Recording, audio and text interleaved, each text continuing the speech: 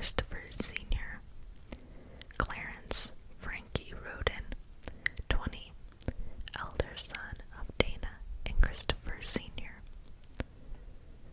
Christopher Roden Jr., 16, younger brother of Frankie, Kenneth Roden, 44, brother of Christopher Sr., Gary Roden, 44, cousin of Christopher Sr. and Kenneth, Hannah Hazel Gilly, fiance of Frankie and mother of one of the babies found at the scene, Hannah Mae Roden, daughter of Christopher Sr., and Dana, mother of the 4-day-old infant found next to her body. Hannah also had a 4-year-old daughter who was not present at the shooting. The investigation begins. With 8 family members murdered in multiple locations, it was clear that investigators would need a large task force to handle a case of such enormity. The Ohio Bureau of Investigation was brought in, as well as the FBI and the DEA. Authorities immediately suspected there was more than one killer involved, due to the elaborate nature of the killings and the fact that 3 different guns were used. Initially, they believed a drug cartel would have been involved, could have been involved, because of the cannabis grow house found at one of the crime scenes. Some members of the Roden family had been raising chickens for cockfighting, which provided authorities with another potential motive, local and premeditated. However, other signs seemed to point to perpetrators who were known to the Rodens. There were no signs of forced entry, and the manner in which the killings were carried out suggested the killers were familiar with the Rodens and their properties. Also, Dana Roden's 2 pit bulls were known to be fiercely protective of the family, but the dogs were left unharmed. Hundreds of tips flooded into the authorities. By October 2016, then Attorney General Mike DeWine and then Pike County Sheriff Charles Reeder were publicly stating that they believed the killers were local, known to the victims, and not part of any cartel or gang. DeWine called the murders the most important case going on in the state.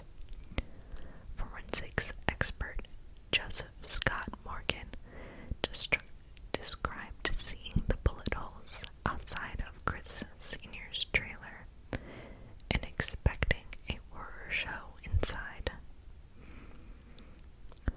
This was not a random act, he said. This is not a wrong place, wrong time scenario. You don't wind up in these locations by accident. It's a case involving a certain level of familiarity.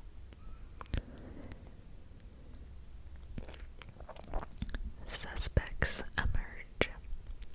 By 2017, authorities had begun taking a closer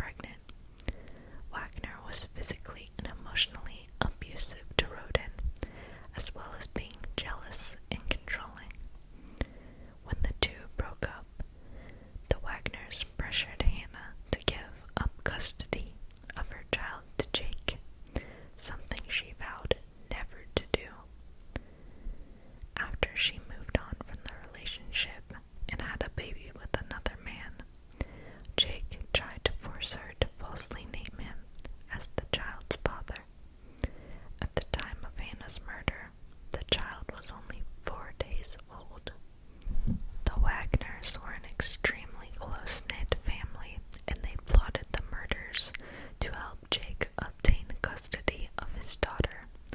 They decided that if Hannah and the rest of her family were out of the picture, custody would fall to Jake.